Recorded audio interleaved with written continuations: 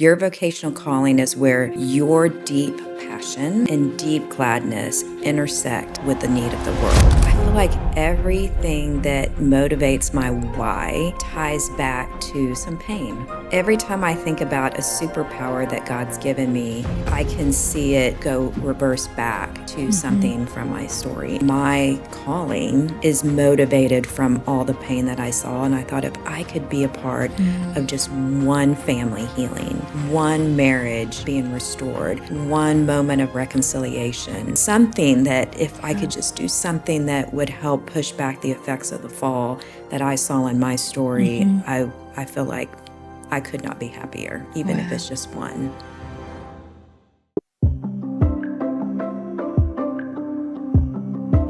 This is Unexpected with Hannah Love. In this podcast, you will gain a new perspective of how God loves you enough to call you to things that you couldn't have imagined for yourself.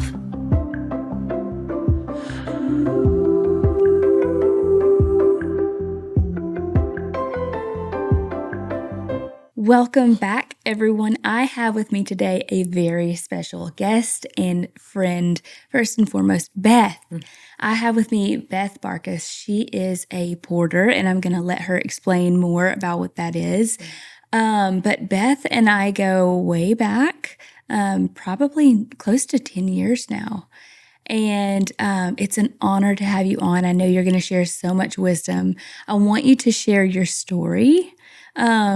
But before we get going, I do want to share this full circle moment because you're sitting here and it came to me before we started recording. Beth, I was sitting, I don't know if I was sitting in your office or if I called you. I think you were. And this was years ago. And I just remember sharing with you, God put this crazy thing on my heart. It was a podcast. We were sitting and I was sharing with you that God put something on my heart. It was a podcast. And I told you, you gave me the name of the podcast. And you said, you should do it. I mean, you were the first person that was affirming to God called you to it. Yeah. There's a need and you need to answer that call. And so you pointed me to the network and that got the ball rolling. And here we are a few years later. So this is just a full circle moment. You were the first person to, aside from Shay, to speak into what God was asking me to do and saying, you need to do that. That's a need. That's so amazing. That's so cool that you're here, Beth. I actually remember you because you were kind of like looking out the window and just like, it was in my office at Porter's Call, and you were just starting to think out loud about it. I'm like, absolutely, because you have so much to not only offer all of us, but it's you bring something so unique. And of course, we're all individuals, right? We're all unique, and what you offer, it wasn't out there.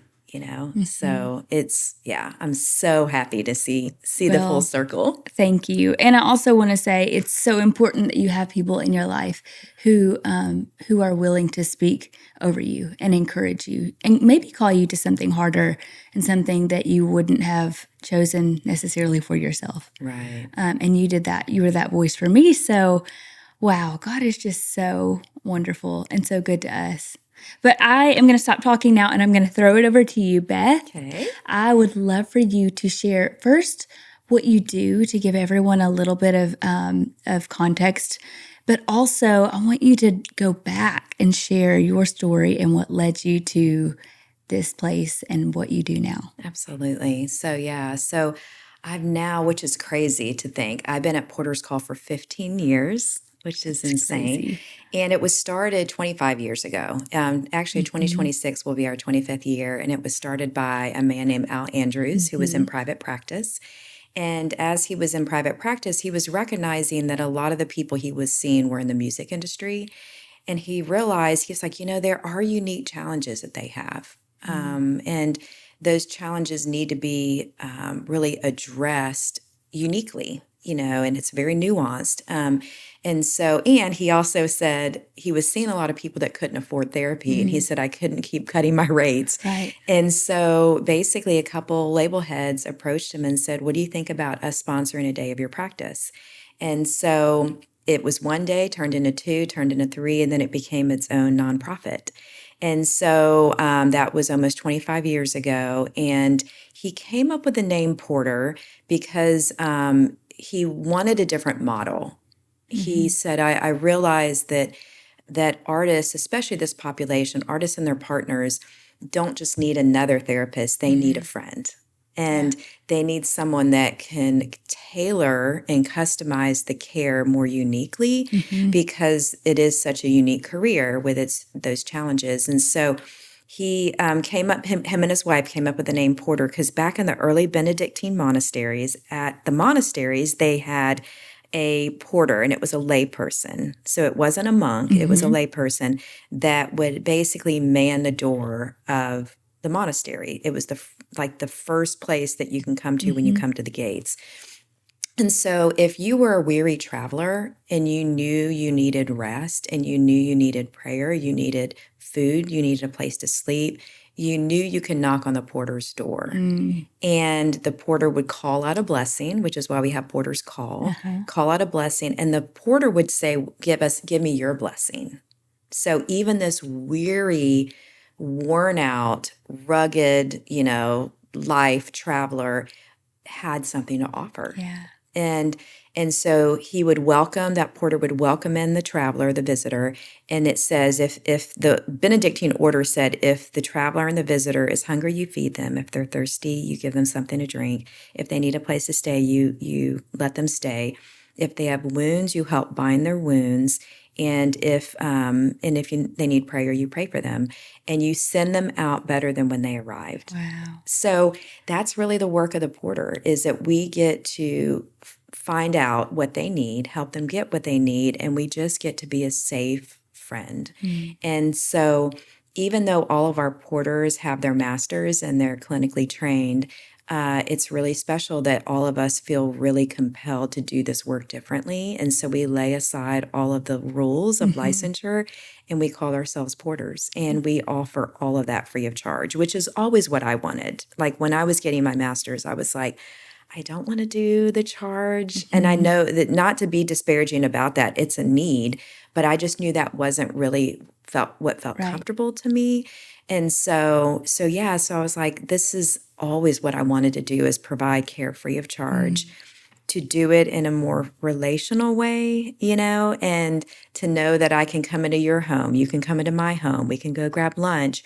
I can take a meal to somebody that just had a baby. I can go visit them in the hospital.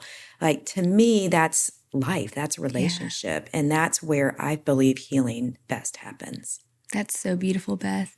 And it really allows the person that's seeing you freedom in knowing that it is relational, and it's not, there's nothing in it, so to speak, for the other party, especially for someone that's in the industry. Exactly. So it is beautiful. And I can speak to that. I mean, Shay and I can speak to that. It has been such a place of welcome and of hope. And I know that that's something that you talk about a lot, and I want to get into that. There are a few tips that I have given for free over the years that I can quote you on, and one of those is hope deferred makes the heart sick. And I know that's in the Bible. And what is it? Hope fulfilled is a wellspring of life. Longing fulfilled is a tree of life. It's a tree of life, yes. But I use that so often, and I just think that speaks to really anyone, anywhere, in any season. But you say it all the time, and you're the first person I think that ever brought that to me, and I was like, wow, that is so good. And the other piece of advice that I brought out, just before I forget it, because I'm still in postpartum and I forget things, you told me about needing a reciprocal, a mentor, and a mentoree. Wow, man, you listened well.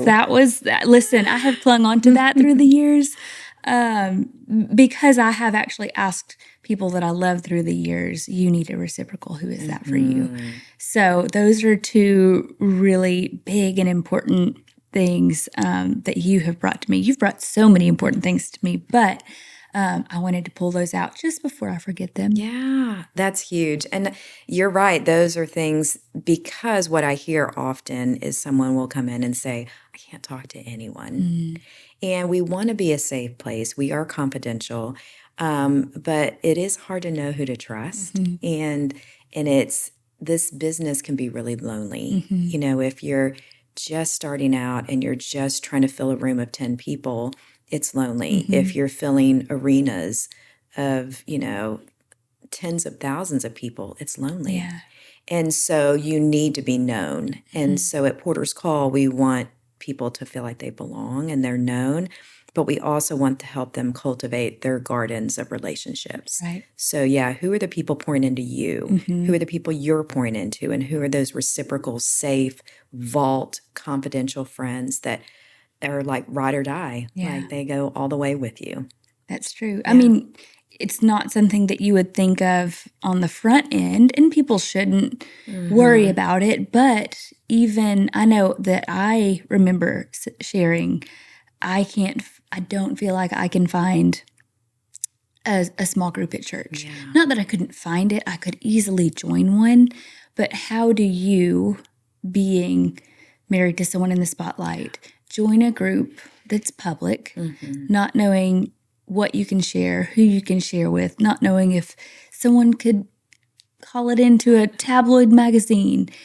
And I know that this isn't, not a big probability because people are typically pretty, honorable, but you just don't know. Right. And so there are these little nuanced things that people don't think about on this end of, oh, well, you should just get plugged into a good church. Oh, well, you should just join this. But it's not, there's more to it because sometimes people want something or people expect something or there's a motive there and that might not come to light for so long. So it's such a need. And I'm just blessed that that we've been a part and that we've been able to experience your love and what God has called you to do. So now let's rewind and take everyone back a little bit, as much as you want to share, through your story.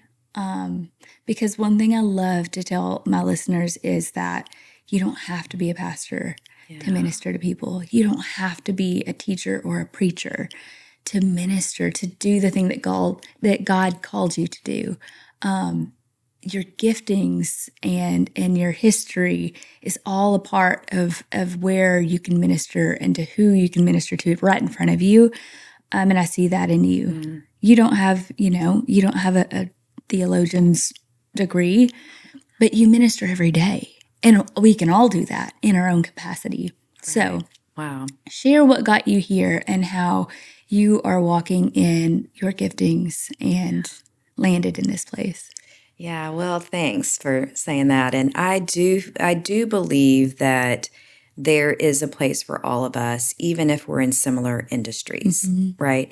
And I often use this quote. It's Frederick Buechner, and he said, your vocational calling, and maybe, I don't know if we've talked about this, but your vocational calling is where your deep passion and deep gladness intersect and meet with the need of the world. So you think about that, like you're unique, because nobody is Hannah. Nobody is Hannah Billingsley. Do you go by Mooney? I go by Mooney. Okay. The handle is taken. Got it. So online I'm still Billingsley. Okay. Legally I'm Mooney. Yes. Okay. So no one is you, right? No one is you as a friend, as a daughter, as a mom, as a wife. And with your gifting, which I don't know how many people here, I'm going to do a little brag, but you're also an incredible visual artist. Oh, thank you. Like we're going to circle back to that at some point because I want to make sure people in the world know this. But you're so gifted. You're so creative. You're relational. You're empathetic. You're a deep well. You provide so much, and there's deep, and as a mom, your intentionality, like there's this deep gladness that you have, and it intersects with the need of the world, which is why when you were talking about a podcast, I'm like, yes, please, because no one else can bring what you bring, right? And it intersects with a need that's in this world. So in light of that, I see that as always, I kind of look at my why, and I go, okay, why is this my deep gladness? Why is this a deep passion of mine? And I feel like everything that motivates my why ties back to some pain, Yeah. like loss, pain, brokenness. It's like every time I think about a superpower that God's given me, I can see it go reverse back to something from my story. And so I really believe I know this sounds dramatic and heavy, but I believe that I do the work that I do and I feel compelled by it. I feel passionate about it because like that calling started whenever I found out that my cousin had taken her life. She had struggled with clinical depression and she wanted to live, right? She was about to get married, so it wasn't like her circumstances were bleak. She had a family that loved her and fought for her, but the clinical depression just took over, and I just had not been exposed to anything like that. I was about 13 or 14, and whenever my mom told me that we lost Laurie, I said straight to her face, stone cold, kind of stoic, and I said, I'm never having kids. So as a 13, 14-year-old, I learned how to just go, I'm going to put my walls up. I'm not going to love and lose. Right. And then as I continued to get older, I saw my eyes were more opened to, wow, there's a lot of brokenness in my family. I started learning more about my parents' story. My mom is from Okinawa, Japan. She had this huge, vibrant family, amazing family in Japan. But she was 5 or 6 when World War II happened and they were bombed, by the U.S., right? So I have a heritage on both sides of these war enemy lines. And she was 5 or 6 and they just literally lost everything. Everything was bombed. They hid out in caves, were smoked out of caves. Her mom with all of her kids, and she was pregnant. They lost her little sister from malnutrition. Her mom was literally killing rabbits and to feed these kids. And her dad died during the war. Her little sister, and she had lost her brother even, years earlier. And so there's so much loss, right? And so I knew that about her story. My dad's story is such that his dad was fighting for the U.S. in World War II. So both of them lost their fathers, right? Well, then my dad's stationed in Okinawa and he meets my mom. And this is not that long after. I mean, it was like 20 years later, 25 years later. That's not even a full generation. And so neither family was super fond of it. Imagine, they're essentially still enemies, right? And but they met, and their marriage really, to me, is an example of reconciliation and looking beyond the enemy lines and not, racially profiling each other and all of that, and just really getting to know the human. Right. Yeah. And so I wouldn't be here without that. And so, but then when they were pregnant with their firstborn was a son, perfectly healthy baby, breached. And the doctors chose, they were at the military hospital, the doctors chose to deliver him, and he suffered severe cerebral palsy to the point where they could not care for him, and he needed full around-the-clock medical care. And so when I think about that, I go, well, that's another reason why I feel very compelled to care for people that have lost. My parents both lost a lot. I do care about people no matter their backgrounds, because my parents didn't look at each other's backgrounds. And I do care deeply for people with special needs or even have challenges within their life, medically, physically, emotionally, spiritually, whatever. And so like that pain of my parents, what they went through is just part of my DNA. All this was before I was born. Yeah. And yet that is epigenetically inside of me that propels me forward. And then when I was, born and started to actually see some of the brokenness, there was a lot of addiction, alcoholism, just addiction was rampant, and then divorce. And So I think that my calling, my vocational passion, my deep gladness is motivated from all the pain that I saw. And I thought if I could be a part of just one family healing, one marriage being restored, one moment of reconciliation, some comfort for someone that just lost a child or is struggling with a child with special needs, something that if I could just do something that would help push back the effects of the fall that I saw in my story, I feel like I could not be happier, even if Wow. it's just one. So, Wow. That's so powerful too. And anyone out there that has the capacity, that has the ability to choose to use that pain and ask God where he is in it and how he can use it for his good. I mean, it could change generations. Right. And I think I did an episode on this, and it was someone in the Bible, but probably anyone you could look at in the Bible is one choice away from changing a generation. Wow. And I think that speaks volumes. I think about Rahab and the spies. I think about how she chose to believe in the God of, the Israelites. And there's just so many people in the Bible. You can think about Esther's choice to stand and face death potentially. And you can think about Nehemiah when he went to the king. And there's just so many.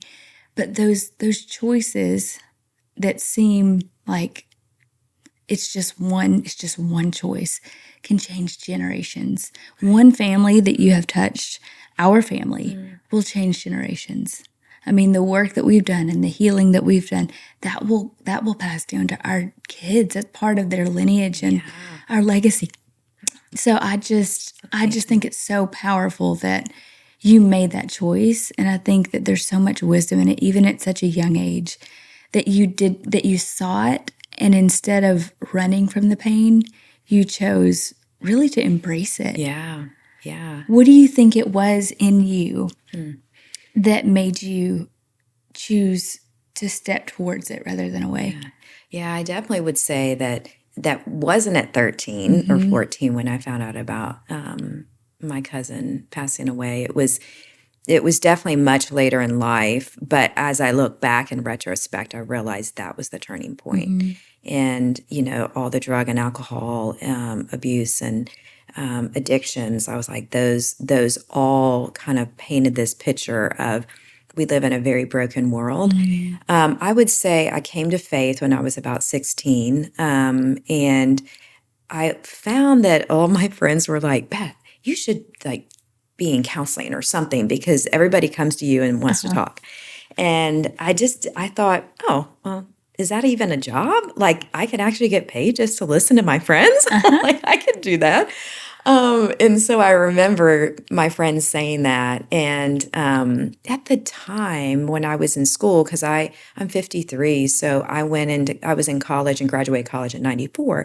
And back then it was almost like the only track was PhD psychology and to be a psychologist or psychiatrist. And I was like, I didn't really want to be that clinical. And so this kind of therapeutic master's level counseling space wasn't as predominant when I was younger. And so, but after I graduated college, I decided to pursue, I did my undergrad in psychology and then I decided to pursue a master's. And I took a long time to do it because I was working, got married, had kid number, 1, 2, because they're twins. Yes. So I had the twins and then I had my youngest. And so it wasn't until my youngest was about 3 that I was ready to go back to work. And that was about 15 years ago. And I felt like whenever I started pursuing this master's, I was like, there is a role to play. And I'm hopeful that I can find a nonprofit somewhere where I don't have to charge, that it's just what I do. And I could just be a safe space, a confidential space, like you said, where somebody doesn't need something, not even a cut, and my husband, I met my husband 30 years ago. We're now married 27 and a half years. And he's always been in music in different roles, like touring drummer, tour manager, artist manager and then label. He's been at labels most of the time, and now he's at a label. And he's always been mostly on the industry side. Never was wanting to be an artist, but was a touring drummer for a minute. And he understands how hard the road is. He understands how hard this job is. And he was always sending people to Porter's Call. Like he would sign them and he'd be like, okay, manager, check, business manager, check, PRO, check, how about Porter's Call? And they're like, what's Porter's Call? And he was like, this is this free service available, customized just for you. And so he would send people. And then I knew the founder and his wife because I actually was on staff at a church where she was also there. And so I always respected Al and Nita Andrews. And then whenever it was time for me to go back to work, Porter's Call was on my list of one. It was literally the only place I wanted to work. And so, again, I think just the fact that it wasn't like I just knew I want to work at Porter's Call. I want to do this type of work this way. But each job I had kept refining, and it just became more of what I really felt like I wanted to do.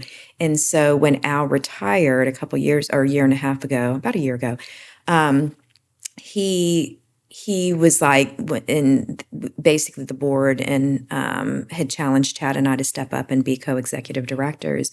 Both of us were like, this is our first day of our last job. Wow. And Chad feels that way. I feel that way. And so we get to share the role of executive director because we still want a porter. Yeah. We neither one of us were like, we're going to just stay in this executive administrative role.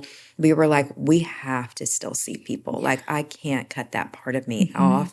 I've got to keep my pulse on why I love what I do. And this is my why.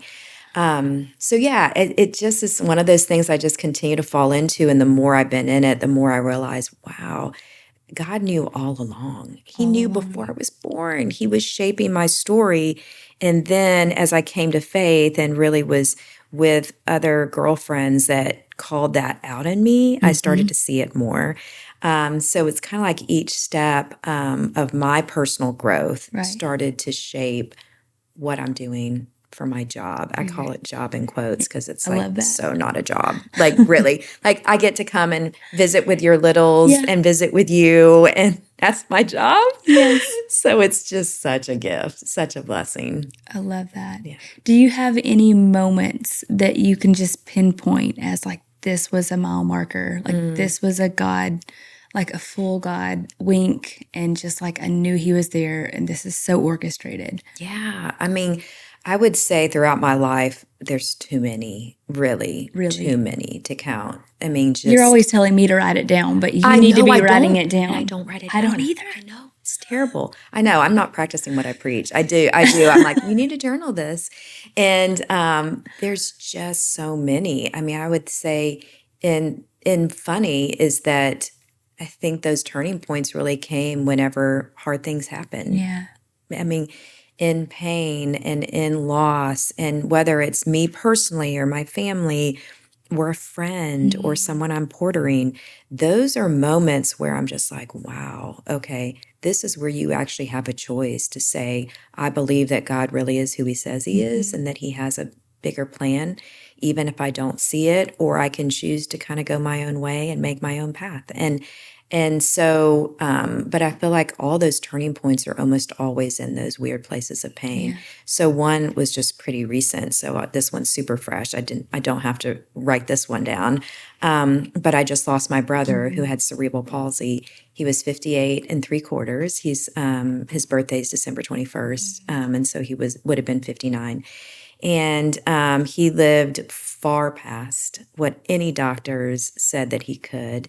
And I think a lot of that is the care that he was given. There's a little place called Sunrise Community in Bartow, Florida, which is really close to where I grew up. And they just have cared and loved him every day. Round the clock medical care, but also it was the relationships. Yeah. And he suffered so much, like so many medical procedures, surgeries, pain, all of that. And he had so much joy. Like abiding joy, just through no matter the circumstances. And they said they would just walk into the room and he would just light up the rooms with smiles.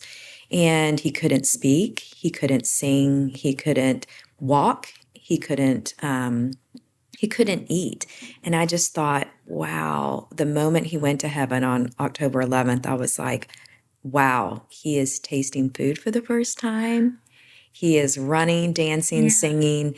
And I know that, like, no doubt, he hung in there for so long because of those that loved him. Yeah.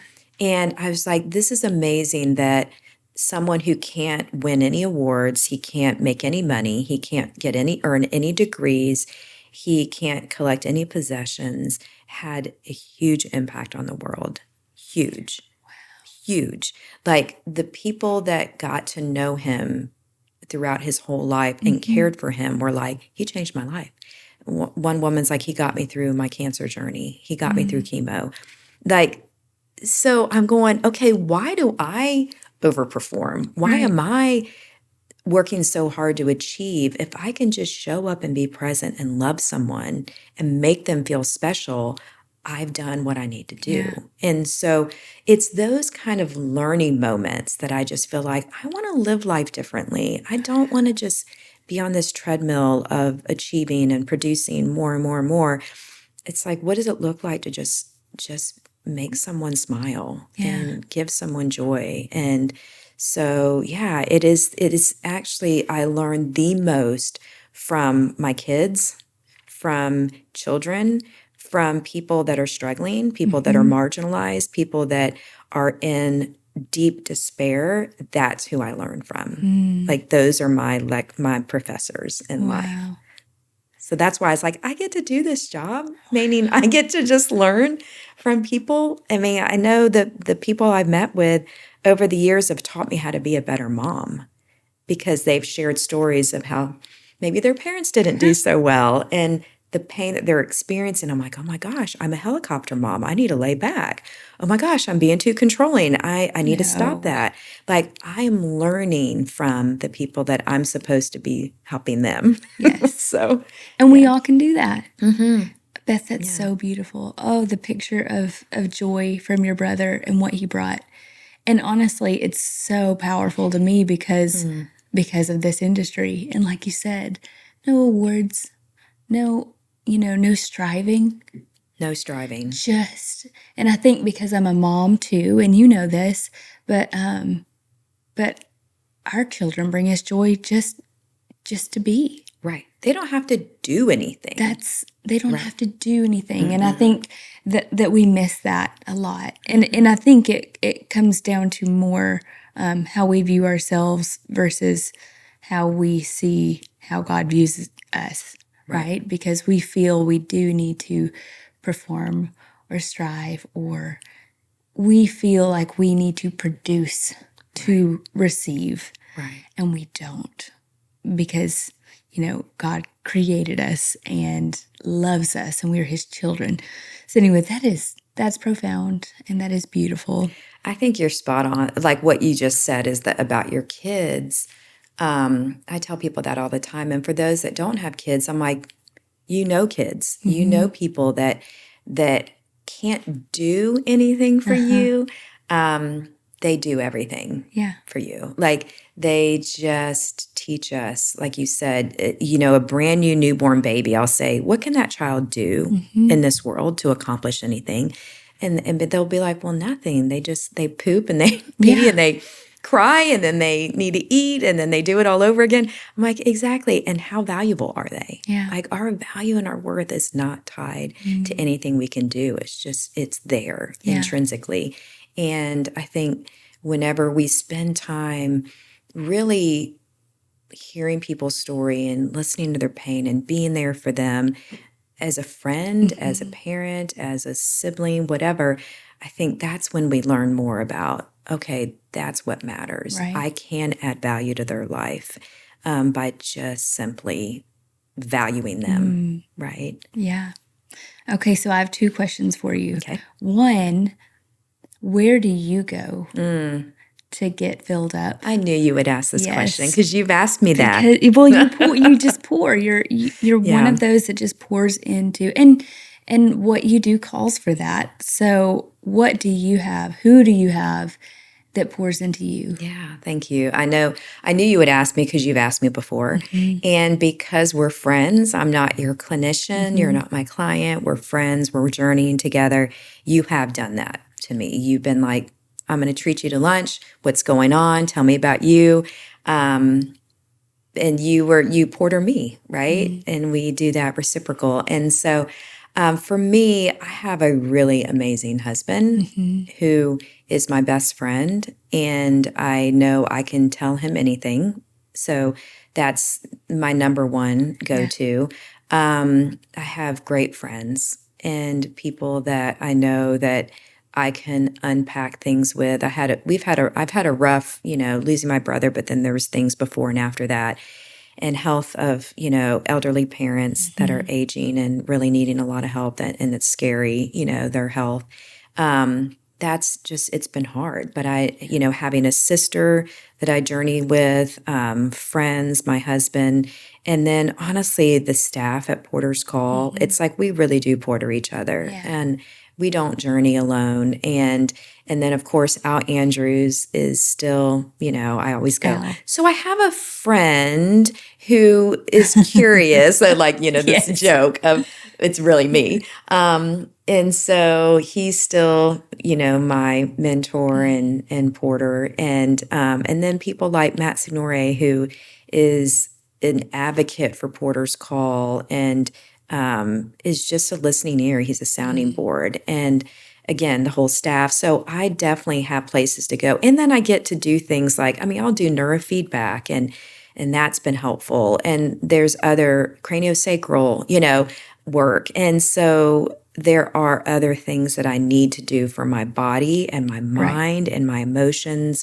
and just my soul. And share a little bit about what that is. Is that movement while listening? Yeah, so neurofeedback is it. I've done neurofeedback, which is more of it's called lens neurofeedback. It's a lot faster, and some people swear by that. Some people swear by the traditional neurofeedback, which is a little bit longer, of sessions and longer period of time and more frequency. But the one I've done, I just needed it. I'll just be really frank. Going through menopause kicked my butt, and I was like, affected my sleep. All of a sudden, there's certain chemicals that go away that are anxiety blockers. Yeah. And I'm like, I didn't really struggle with like waking up and just my heart racing. And I wasn't having a bad dream. It was literally just like a cortisol boost.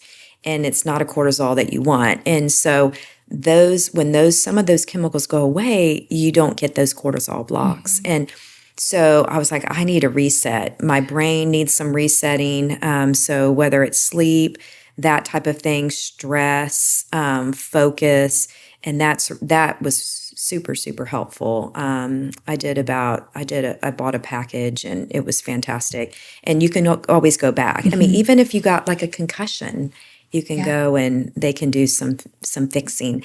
And then the craniosacral is more of just like a connective tissue body work that also, like, our body hangs on to stress. Our body hangs on to trauma. We've talked about this. Right. And so if you don't do something with it, whether it's exercise, sweat it out, cry it out, but you also need to do other probably body work. Right. And I wish there was just one quick thing, just go see a therapist or go to have a porter or just this or that. But it's like, we're so complex. We're so complex. Yeah. It's like we can have somebody to process mentally, but then there's also the emotions, and then there's also the spiritual piece, and then there's the physical piece. And so I think there's a need to really access all of those things that fill you up. Yeah.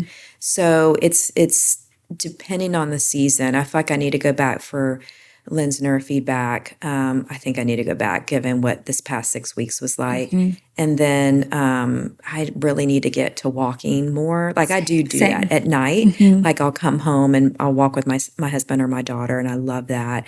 But walking, hiking, getting out in nature, super important, super important. So getting the vitamin D, going, to the ocean or water, going to water is super important. It just gets us grounded. Yeah. We do grounding. Yeah. We do. Yeah. Good. We do. We do all that. I love listening to this because that's all my algorithm is full of is health things. But it is so interesting to think about the trauma that we hold. And I do talk about healing on here quite a bit. And I've had Lauren on. And so, I've shared about listening prayers and kind of letting God work through some of those places, because what I didn't share is if you don't, that trauma, you'll hold it 100%. somewhere. And so if it's undealt with, then it can become chronic. That's right. Really, and manifest physically. 100%. And so, I think a lot of people, especially of an older generation, will shove things down or sweep it under the rug. But if it's not dealt with, it manifests in other ways. Right. And affects your health. Right. 100%. I mean, I always say hurt people hurt people. And so we want to think that we're just hurting ourselves, but we are hurting other people when we don't allow the wounds that we have to heal. I mean, I even think about like something as simple as if one of the dogs had a hurt paw and, I accidentally bumped their paw when I walked by and then they snapped. Yes. No, they wouldn't. Yes. But if there is a place in you that is unhealed or is in pain that you're trying to ignore, will make you react in a way that you wouldn't if it was dealt with and healed. 100%. So that's great to know. I say that often. Like, if you had a massive injury to your shoulder and someone came up and like gave you a huge hug or just put their arm and squeeze your shoulder, you wouldn't probably physically lash out, but you're going to have a reaction. And I think what we don't realize sometimes, and I didn't learn this till really the past 10 years, is that not only do we, like I said, hurt people, or like you said, that, we can lash out, but also we could pass it down for generations.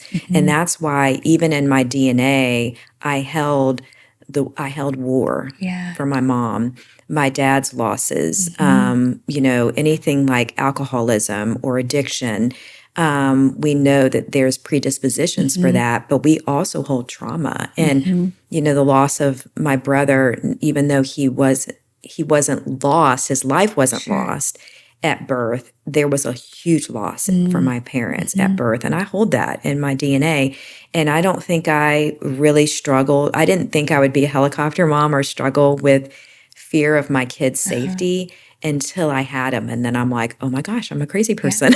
Like I'm watching the monitor. I'm going in to make sure they're breathing. I am turning into a helicopter mom. And I started seeing this anxiety, and it's because it was in my DNA. And until I saw it and had compassion for it, I was going to just keep revving that engine. And I needed a downshift and just say, wait a minute, I see why you're here, Beth. Like this, you got here honestly. And so you don't, but that doesn't have to run this ship. Like you're not going to serve our kids well if you That's are so helicopter good. parenting.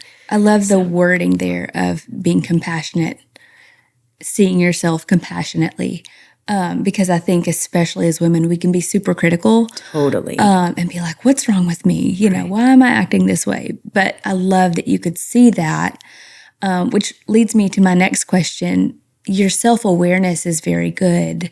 And I think that helps us to do the work because you have to be aware. Like I love to tell people that I know my weaknesses in terms of, everyday stuff. I'm like, I know my weaknesses, I'll get help here.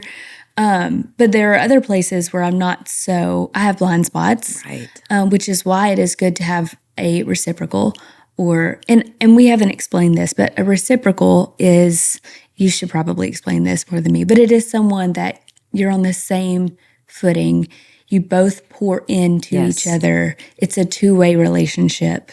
So I come to you with things, you come to me with things, we pray for each other. It's And we can call each other out. That's right. Right. In truth and love, right? Right. And that is loving, is, telling the truth to the other person. And so that's important to have, because if you do have a blind spot, they can call that out in you. Exactly. But where I'm going with this is all of these people that want to practice self-help and say that they've done the work because they've done all this self-help. So I'm just going to drop that in your lap. Yeah, you're going to drop that bomb on me. Yeah, I would say anything can really go sideways. Self-centered. Yeah. It's like self-confidence, self-help, self-this. And I know what they're getting at is that, the intention is good, but Right. the heart posture is wrong. Right. You can only do you. So I do believe that, like, one of the things I do say is, like, you're the only one that can hear yourself with the self-talk. Like, if you're talking to yourself critically, you're the only one that hears that. Right. So it is up to you to reorient yourself and even be like, God, I'm sorry I'm talking to your daughter this way. Right. Like, you made me, you created me, help me rearrange this. Right. But only you can do that. How do with you him. see me? Right. Versus how I'm seeing myself. Exactly. And I think, is it the sun analogy that you've given of, it's like the center of the universe? Oh, yeah. Is going around everything the sun. else is orbiting around it. Right. So when it's self-help, you are becoming your own sun. God. Right. Sun. You are in charge of fixing it. Right. Versus removing yourself from that. Because we can't fix ourselves. That's right. And we need community. Don't we? Like, we need, and that's what is so beautiful about, like, he said God is love, right? So that we only love because he first loved us, right? So we know the source, the center, right? And so if that's true, then we have to look outside of that and then say, okay, if God is the source, if we love because he first loved us, then the greatest of all commandments is to love the Lord your God with all your heart, soul, and mind and strength, love your neighbor as yourself. So self is in there, and the bookends are God and self. But it's like, if we receive God's love for our heart, soul, mind, and body, then we can love our heart, soul, mind, and body. Right. And then it will be an overflow to love others with our heart, soul, mind, and body, right? And so I think that, yes, self is involved, but when we become the center, the motivator, the doer, all of that, it becomes a shame cycle, because that's why New Year's resolutions rarely last through the year, because we need another one the next year. And sometimes it doesn't last the month. And so it's like, can we just, like, be kinder to ourselves and not just feel like we have to fix ourselves? And because we need a community. We got here in community. Right. We got to this broken place in community. Thank you, Adam and Eve. But that we would have done it too if we were there. Yes. And so we got there in that way. We need to make sure we heal in that way. And so the reciprocal friend does speak in, or the spouse that you let in, to say, hey, I really don't love the way you talked to our child back then. You don't say it in front of the kid, but you go around and say, hey, can we talk about the way you popped off on our kids just now? Like, that is what we need. Right. And if we just read self-help books that tell us not to scream at our kids, we're just going to fail. Right. But if we have loving community and relationship, and we have a loving God who forgives us 70 times 7, then that's where change happens, is that self-compassion, yes, self-empathy, yes, but we need to get it from the outside as well. And ultimately it comes from who? Right. God. The one who made us. That's right. And I love that you're bringing this out too. I watched a documentary a couple of years ago. I think it was the Blue Zone one. Yeah. People that live, in their hundreds. Okinawa was there. Yes, it was. My mom's homeland. And I think they had the purple potatoes. I don't know. But one of the common denominators I know that he noticed was oftentimes it was women. And I think that he denoted it was women because women gathered. Yep. And women were more likely to live longer because they gathered in community to do the cooking, to do the whatever, but it was together. Right. And that was one really big indicator. Mm-hmm. And I think that we've lost a lot of that today because, and I've talked a lot, actually, with my sister-in-law Erica about this generation in particular, millennial generation. Yeah. I feel like a lot of us moved off, and I can say this because I was one of them, from rural America, moved to find work, really, most of them, cities. But what we lost was living next door or across the field from our grandparents and aunts and uncles and cousins and growing up in this expanded family unit. Right. And I actually think that we're going back. I see so many in this generation who are, Retreating. talking about the compound life and building a family compound and, living on a homestead with all of their extended family. Yeah. And I think that we left home, and I think that we're going back. Yeah. Because we're missing that. I mean, when you move away, it's not just you. It's then you have kids, and it's like, well, do I want my children to know their grandparents? And do I want them to be, to grow up knowing their cousins? Yeah. Or will they see them twice a year at Christmas and Thanksgiving? And so it becomes this bigger picture, not just of the family, the family circle, but it becomes, this community that we've lost. Yeah. And I think we're going back to it. And I think that there's much to be said for why. I think there's a lot in our hearts and our spirits that desires to go back to feeling like we belong. Well, just what you said when you asked about the turning points, isn't it interesting? And I know for me, the turning points are when things are so broken or there's loss or there's disappointment or loneliness, that's a turning point. And you're saying it's like if we're returning back to this homestead life where there is real community and connection, because we are hardwired for connection, it's like that turning point came because there's such disappointment in the loneliness. And I believe that loneliness is at the root of a lot of the mental health issues that we have in our country and in our world, and very much so in the music industry. I think it's a very lonely place. If you're struggling to make it and you feel very unseen, if you're really making it and you're selling out stadiums, you feel very unseen, very unseen. It isn't like, okay, I've reached this certain level, I've gotten these awards, and therefore I've made it. Right. It's like, no, there's something churning in us that just still wants to, wants known. more. Right. And so being known is so simple. Like, again, your baby, your children, they feel seen, they feel known, and you feel seen and known by them, and you love them more than you could ever love any humans on the planet.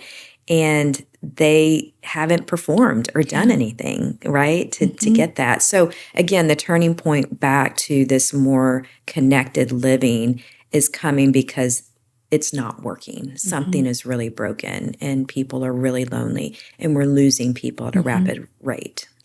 Yeah.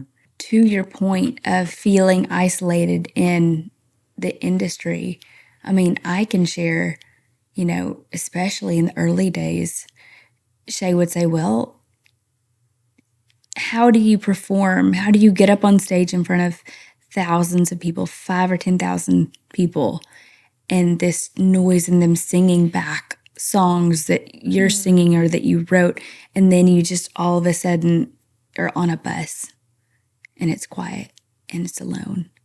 I mean, it's just you go Polar from this opposites. high to this low.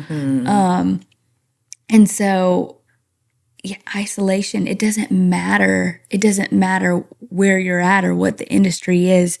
Really, people can think, well, how could they feel lonely? But I would, suggest that sometimes it's the people that are in the spotlight that feel the most unknown. I 100% agree with you. Because there seems to be less of a safe space to find safety. Right. Find safe community. Right. I think is what I'm looking for. Right. No, I completely agree with you. And that's what I've seen with, we've seen thousands of artists come through our doors, and it's so human to feel lonely. And it's probably the same story. It's the same story. People go, what do you see at Porter's Call? It's like the same things that you see anywhere else in the general population. What do you see that's, with a younger artist that may not be known to the artists that are really well known? I'm like, same. But I would say it's exacerbated by the industry. I think loneliness, which gives way to depression and anxiety and coping mechanisms that are unhealthy, substances, all of that.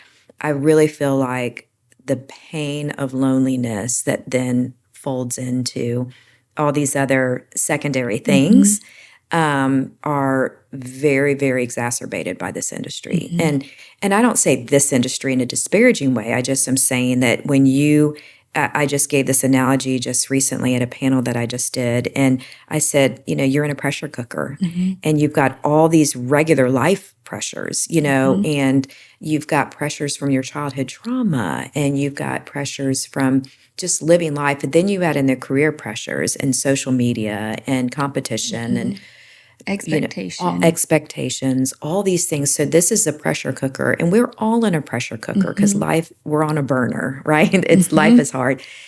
But what's happening with an artist and the artist family is they're in a glass bowl. Right. So the pressure cooker's see-through. So you're seeing it build. And then depending on where they are in their career, they're either really down in a low space and they feel hidden because they can't get off the ground and launch in their career, or they're way up high on a pedestal and they're so terrified they're just going to crash and turn into a bunch of million pieces on the ground. So either way, there's pressure. And then you've got a career that's in a glass bowl pressure, and then just regular life pressures. Yeah. So that's why I love working with this population, because they're so ready to just be real. Yes. They're like, they come into Porter's Call and they're just like, I just want to be. I want to know what it's like to be. I want to live an examined life. I want to know how to be the healthiest version of myself. And there's such resilience. And so to me, it's like when people are like, oh, you work with a lot of hard stuff. I'm like, I work with brave people. Yeah. That's what I get to do. I work with brave and resilient, courageous, strong people that happen to be creatives in the public life. Yeah. That's it. You do God's work. Oh, I love it. I know. It radiates off of you. I love that you love it because we need it. Yeah. I'm going to ask you some questions. Yep. Did you get some? I haven't run any of these by you, actually. Oh, it's okay. I like being fun. I want to be stumped. Okay. I put out a poll to see what folks wanted to know about from a professional. Is that what I am? That's what you are, Beth. We kind of talked about that one. Tips for communication with spouse in a season with little kids and feeling like we speak a different language. Yeah, that's a good question. I wonder if they've done the love languages. That would be a great recommendation. That would be a good recommendation. The 5 Love Languages. That's a great book. I think, obviously you're just very different people, right? And so you can go ahead with that understanding that we're just going to see things differently. We're going to come at it different. We have different perspectives. So that's just at a baseline, right? Then when you've got the pressure cooker of children and rearing children, it is so exhausting. It's amazing. It's the best thing in your life, right? But it's also incredibly exhausting. And you do feel alone because sometimes people don't always talk about how hard it is. And so people just assume, oh, everybody else is having fun with this and I'm feeling really alone. And so I think having the best way for parents to stay sane is to continue to pour into other relationships outside your family. So you can't have a ton. You're not going to have bandwidth for a lot, but create margin for at least another mom that understands what you're going through, even if you just get together and let the kids have a play date and you talk about things. Right. They need to be safe. They need to be confidential, a vault, reciprocal, right? I think she needs to have somebody. He needs to have somebody. Additionally, I think there needs to be carved out. I keep saying needs. This is not in a shameful way, but it would be recommended if there's date nights. Yeah. Just get a sitter or do a co-op. I mean, I know when we didn't have much money to pay for sitters, we would swap off. And it's like, we'll keep your kids one night, you keep our kids next time. And we just did this co-op thing. Or we found a way to do home dates at home, when the kids are in bed. Yeah. So earlier bedtimes were really key for us. We had our kids in bed by 7. Yes, same. Every time. And so that's important. But also if you do have someone that could facilitate like couples work, it would be really good. Like for that person that asked, if it's like a friend that can just do you a favor, or if it's a therapist, or if you're in the music industry, a porter or whatever, if you could have somebody just to help you navigate those places where you get to an impasse, because that can happen. And if there's a third party that's not biased that can just speak into it, that could be really fruitful. That's so good. All of that is I want you to answer that question. You're in the thick of it. Okay, well, we are. And actually, it's funny you say that because stuff does come up. Like it doesn't matter. The work never ends. We're continually growing. And so even if you're in a good place, things can come up. And actually something came up back a couple months ago. And I mean, I had a physiological response to it, even though you can't help it. Like if it's truly a trigger, then your body responds a certain way, even if it's not the end of the world, right? But your body's responding like it is, and it like goes way back, years back to trauma from years ago, and so then you're like, oh, I thought I did the work there. I thought that was past, but sometimes I feel like God takes you by the hand and he's like, let's revisit this. We've got a little bit more healing we need to do here. Let's go unpack it. Right. Like, what was that about? And I mean, literally, I think we saw Lori the other day. Good. But we got in and we were just like, what the heck was that about? Good. And just having to like go back and unpack, and it stinks and it's hard, but it's necessary. Yes. Because all the work that we do, and I love saying this, but like our ceiling is the floor for our children. Wow, that's great. Like the work that we're doing it for our kids. Yes, we're doing it for us, but our kids can only be as healthy as we are. That's right. Emotionally, spiritually, all the ways. So if we do this work and if we're modeling that for our children, then they've got a head start. So 100%. Anyway, I love that. Love that. I'm so glad you answered that, because I'm like, you're in the thick of it. My twins are 23 and my youngest is 18, and we're enjoying like this season of having adult kids because we're really alongside instead of really parenting. Our parenting side is kind of somewhat done. But whenever I see how young your kids are and you have 4, I'm just like, good grief. I had 3, and I just remember times that I just felt really like at a loss. And what that does is it puts you guys both in a pressure cooker, you and your spouse. And so I suspect that even when you guys have some things where you're locking horns as a couple, it's partly because you're both in a pressure cooker. Yeah. You have a lot on you. And I quote, "It sounds like both of you are at capacity." Yes. And that's kind of the season of life that we're in, And I say that because it's going to end and it will be sad. Yes. But the needs are all very different from our children right now. And just the place in our life right now, we're building a house. what Shay does. There's just a lot. We're homeschooling now. I don't think I told you that. No, I did not We know are. that. But the bigger boys have very different needs than the little boys, and then the Right. baby, and I'm nursing. So there's just an array, a buffet of needs all the time that need to be met. And so when you're functioning at capacity, it's really difficult Totally. to have margin, really, even for each other. Exactly. Because- much less for yourself. Right. Right. Much less for yourself. Right. So we have been working on that. If my practical advice would be, if you can get help where you can get help. Actually, Lauren came over and lovingly kicked my butt and was like, you need help and you will be hospitalized if you think that you can do it all. And so I have outsourced. Leave it to Lauren Tomlin to shoot it straight. I know. I literally, I love it. She came over and I was pretty embarrassed because there's like pee everywhere because boys just never get it in the toilet. And the house was just gross. And Shay had been gone a lot that month, and Stu, our sweet nanny, had been gone a lot for weddings, and so I was just like holding it down, just surviving in survival mode. And she was like, "You need to do the things that only you can do. Right. You nurse the baby. You take, But she was like, hire someone to do the laundry."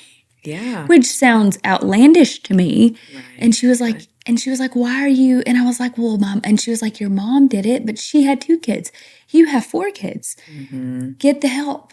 Yeah. We don't have family here. So if you have help, if you can get help, if there are things that you don't have to be doing, do that. Right. If it's at all possible. If you have family, if you have friends who are willing to say, let me do this one thing for you. Right. Let them. And I'm not good at having needs, and I'm not good at asking for help. But sometimes you just have to realize you're drowning and say, It's so I will do all the vulnerable. laundry Yeah. in the future. But right now, I'm going to nurse the baby, and I'm going to cook dinner and get the kids' schoolwork together. Right. Yeah. I think asking, being vulnerable and asking for help is really scary. And so, but what you're doing is you're offering a gift to your family and friends to help. Yeah. Like even just having a friend come over and shoot straight with you and basically call you out and be like, girl, What a gift. yes. And so, I could not have done the job that I'm doing now without my mom. She came over almost every day. She was folding our laundry. Now, not everybody has a Yasuko Bernard in their life. No, not everybody has a mom like mine. But I think if you can just know that, like, there you can return the favor.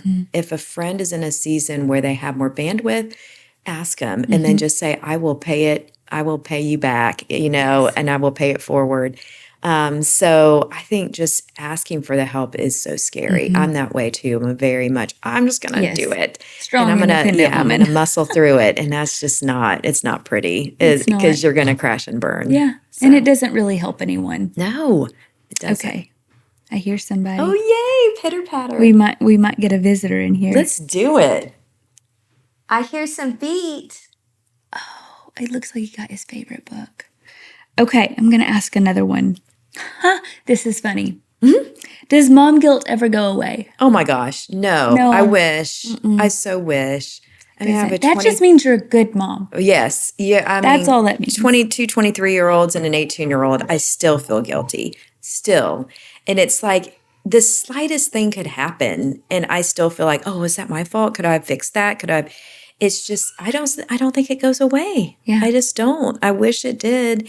And I think it's up to us to keep it at bay and just, because the way I see it is, I'm like, Beth, you're really not that important. Like, that's what I have to kind of, like, in almost a jovial way. Guys, I want to see the book. Hey, Abram.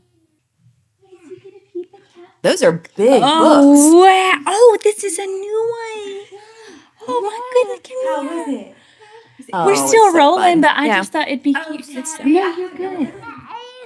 We're still visiting. Look, can you look at that camera and say hi? See that one? You see that camera over there? Can you say hi? Mr. Green Eyes. Is this Pete the cat? And the cool cat Boogie. Wow. Yeah. And this is Pete the cat. Hickory Dickory Dock. We are on a Pete the Cat kick, huh? Look on the cat. Yes, we are. Okay, You're such a will you go? Can you go close that door for Mommy? I cannot. He's I need to come over here more. You should. It's pure entertainment. It's like giving me butterflies of like, this is what I'm missing in my life. Well, you're gonna have I'm ready. grandbabies I'm sometime. gonna be there soon. I know. Yes, I'm so Which excited. is insane because you look like you're in your 30s. No, you're you sweet, are but so beautiful. You have good genetics. Good genetics. I don't know. Okay, what's funny is a lot of these we've touched on. One of them was if I go to therapy, is the goal long-term visits or temporary and learning tools and tricks? So I feel like we touched that. Yep. And it is good, even if you can only afford to go a few times. Exactly. If you can get a handful of tools to help equip you to deal with things and maybe just go in for the big things. Right. Right. Yeah. And I know Porter's Call's model is unique. Number one, that we don't charge, but we do see a specific population and tailor that care accordingly. But I think if you could do like 6 to 10 sessions, 6, 8, or 10 sessions, you will make some huge strides. Wow. 100%. That's good to know. And so, and then like you said, when there's like a little crisis or a little blip on the, on the map, then you go back in and you do what we call maintenance. Tune up. So I think that's get what you can get, like take advantage of it. And it's well worth the investment. Yes. It's well worth it because it just gives you new language. And if you can go as a couple, then you as a couple are learning the language. Yes. And so that when you get into those spaces, you can readjust. Right. You can make those course corrections. That's so good. Okay, this says there's a lot of questions about anxiety and mental health, which we've also touched on. And you said walking. I mean, that one for me is a non-negotiable. It's huge. That's actually one that I haven't really had time to do because it's just been such a season. Yeah. And even getting in 3 walks in a week now is like that for me is better for my whole family. 100%. I think there's somebody said this, and I can't remember who, but it wasn't me. They said automate, delegate, eliminate. Ooh, right? That's so good. Automate. Most of us are doing it, whether it's our bills or our groceries. Automating is becoming a really easy thing to do. Delegating, just like what you said, Lauren said to you, delegate the things that you could delegate. There's things that only mom can do. Yes. Right? There's only one you. So what are the things that you can delegate out? And then, so automate, delegate, and eliminate. And so this is really easy for me. Eliminate is things that are not serving you. Oh, so good. if you're watching too much TV, if you're on social media too much, you're scrolling too much, like things like that, if that's not serving you and moving you into healthier spaces, then eliminate it. Yeah. Or at least start weaning yourself from it. Right. So that's hugely important. And I would say this is something that's free. Anybody can do. Sleep and water. Yeah. Are probably the 2 key things that will help your health mentally, emotionally, spiritually, physically. So sleep and water. And then if you could try to seek to find some balance of work, play, rest. So, play could be watching a funny show with your spouse or, whatever, playing with your kids, that sort of doing coloring. But going on a walk, going hiking, just being with a friend. Yeah. That's play, and then rest. Please try to sleep minimum 8 hours a night. And then work, you're going to be working. A lot of times we work way more than we should. Right. And so is it possible to limit it to 8 hours a day? That would be amazing. And so I think those are therapeutic things that can happen that don't cost money to go see a therapist. Right. If you can see a therapist, please do it. But there are so many other things you can do. Breath work, there's things you can find online. There's a lot of other strategies that can help you. Okay, someone actually asked this. They said, opinion on using ChatGPT for therapy. Yeah. I use ChatGPT all the time, but it's not For counsel. more for an overview of information. Yeah, it will. And it helps consolidate. Like I'll just speak into a bunch of things. And I'm like, please organize my thoughts. Please put this into an agenda form. Like I use it for that. Now, I would say it has great feedback because it does scour the internet, but it also, similar to social media, it's got certain algorithms. So skewed. If you are inclined to ask questions in a certain way, it's going to answer that in certain ways. But I think you could use it for some overviews. But if you're you need a human contact. Right. You need human contact. And so like I use it a lot for, hey, what's that scripture? Like when my brother was passing, I'm like, okay, there's a scripture that talks about how our bodies are like tents. There's a scripture that talks about, like I started like quoting certain pieces of scripture. I couldn't remember exactly where they were located. And it was like beautiful. Yes. It just was like, and it'd be like, sorry to hear about your brother's health. I was like, thank you so much. That's so sweet. But it gave me information. Right. But when it comes to like the deeper Personal, parts of your soul, it's, you need a human. Yeah. Agreed. But that's really good. Good to know. Yeah. A lot of them have asked about husbands and their walk. So I'm going to ask this particular one. How are some ways a spouse can help their spouse with their mental health and or spiritual journey? I think the best way to help those that you love is to like model it for yourself. When your spouse or partner, boyfriend, girlfriend, whatever, when they see you taking care of yourself, being a better version of yourself, getting the help, that sort of thing. When they see you doing it and the freedom that comes with that, I think it becomes contagious. Yeah. So let that overflow, right? First and foremost. Secondly, I would say just be a curiosity over criticism, right? So be curious and ask questions that may prompt their action. And it's not for the agenda of that. So it could be things like let's say if they're struggling, they seem to be struggling mentally. It could be things like, hey, you seem really down today. Is there something that, that you're thinking about or you're going through? Or if they're medicating in ways that are scaring you, whether it's they're just, they're drinking a lot, just can say, it could be something like, I feel like you're really hurting right now. Can you tell me more? Right. Or I'm curious, tell me more. Or no accusation. No. Like if you could come at it from a place of curiosity and getting clarity, like I'm curious. I like to ask, how can I pray for you today? Exactly.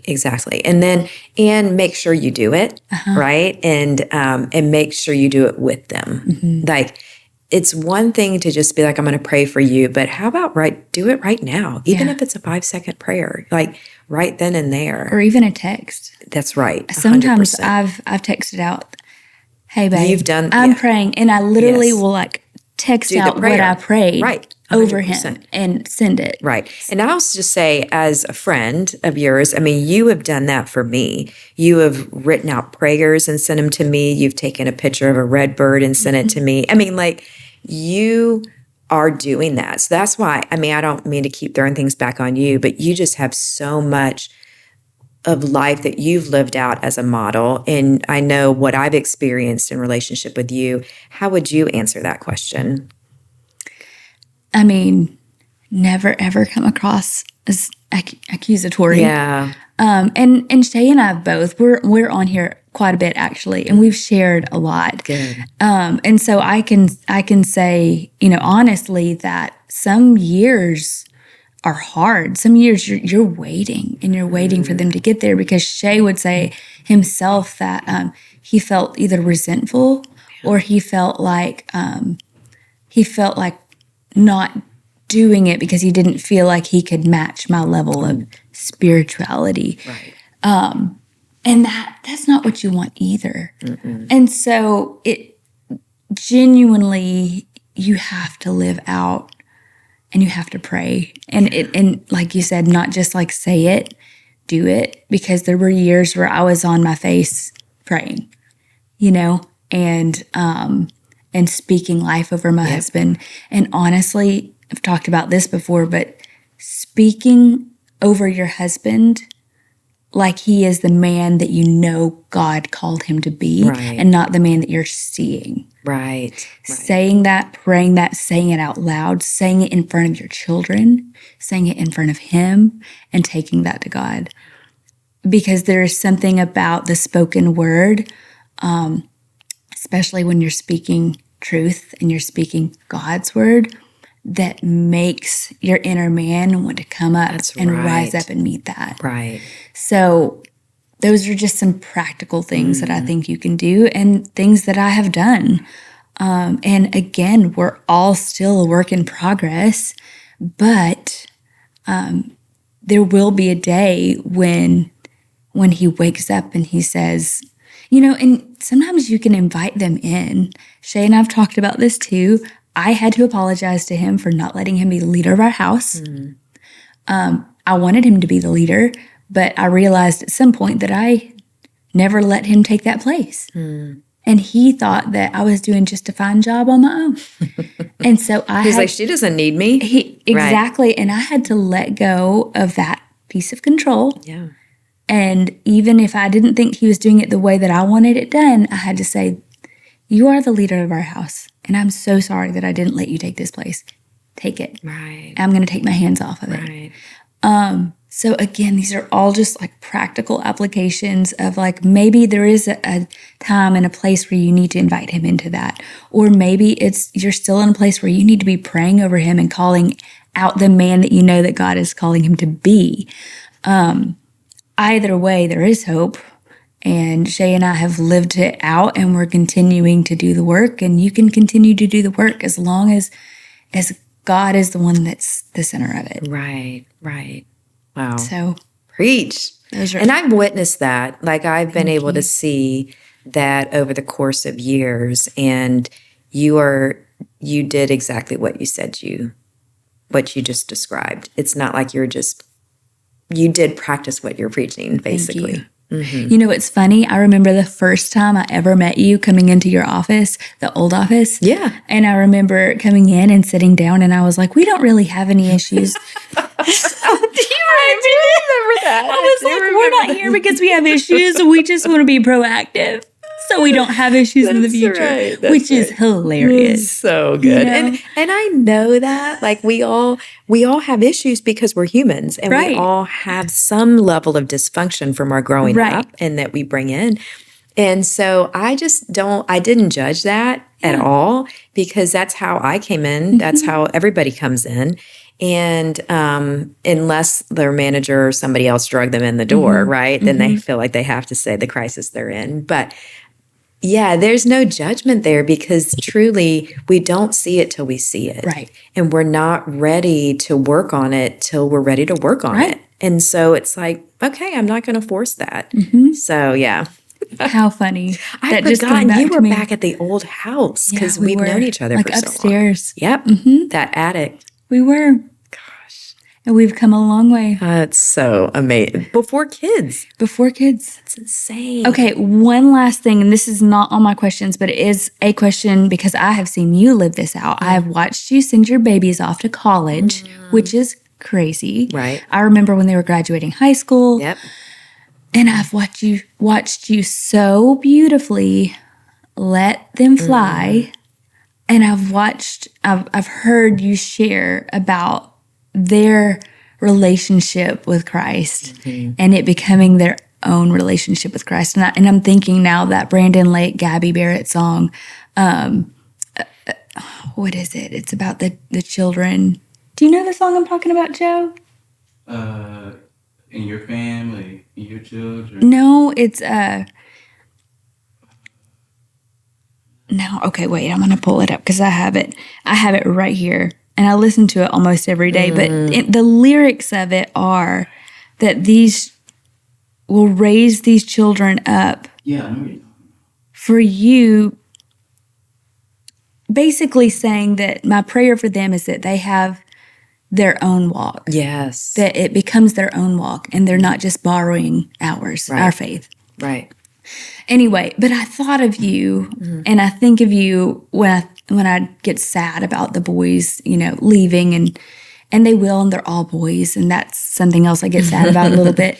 But I've just watched you, and I've watched how close you are with your kiddos and how they come to you, and you have this beautiful relationship where they come to you and they want to come to you, and it's just. They've become adults, and now you're friends, and you've entered this new space. So one or a couple of great pieces of advice for moms who are entering the stage of becoming more of a mentor and friend to your child than a mother. Yeah, that's so good. I think the launching of our kids starts when they're born. I do. I think it's this, it's just this continual being there, but letting go, like day by day, year by year. And we have 18 years to practice it, right? And the launch is super emotional. Like we've cried buckets, just because we just miss seeing them every day. And so, but I do believe that it starts as soon as they're born, and it's like every moment that you have with them gets to shape what it looks like when they're adults. And we didn't see our kids really take their faith seriously and make it their own until they were both like seniors, right? So they were 21, 22.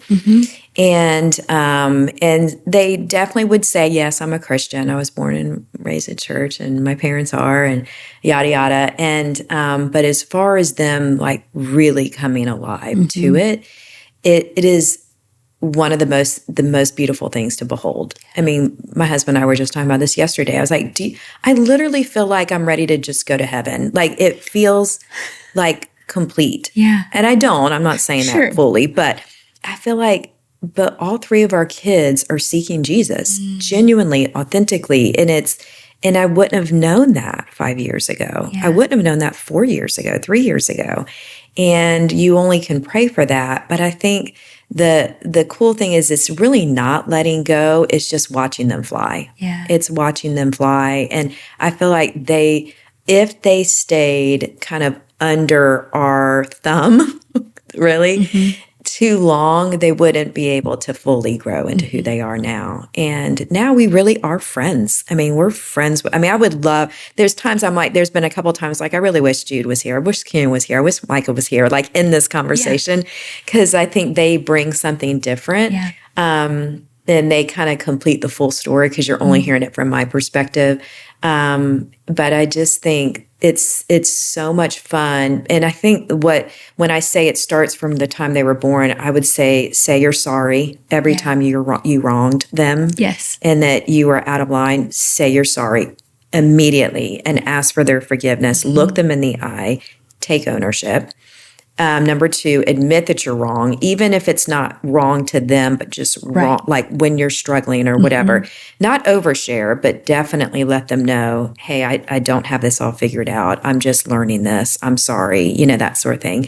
And then I would say, again, like I mentioned about spouse, be curious. Just ask questions and be like, so tell me more about that. And I have an opinion about the way it should go. I mean, 100%.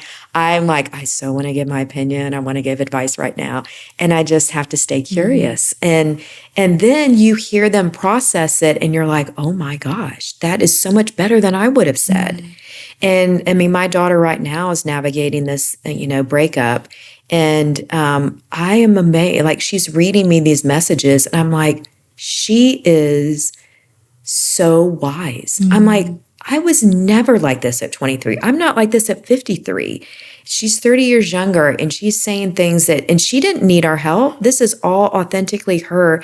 And it's really the Holy Spirit spewing out of her to others. And so, and ultimately just trust God. Like he cares about them more than we do. He cares about them more than us. He loves them way more than we do. Even though we don't think it's possible, he does. And so and he's the one that made them. He knows their thoughts. He perceives them. He knows when they sit, when they rise. Even though I'm following them on Find My Friends, I don't know really where they are. God does. And so it's like, okay, God, you see it all. And I just trust you. Yeah. So, yeah. So good, Beth.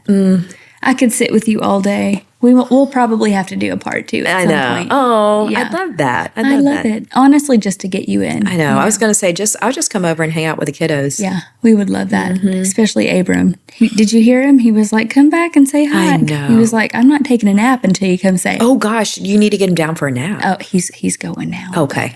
He didn't want you to, he wanted you to say bye before. But Okay. just come back. I'll ask Stuart. I was like, if he's still awake, I might Yes. just go peek. Definitely. Yeah.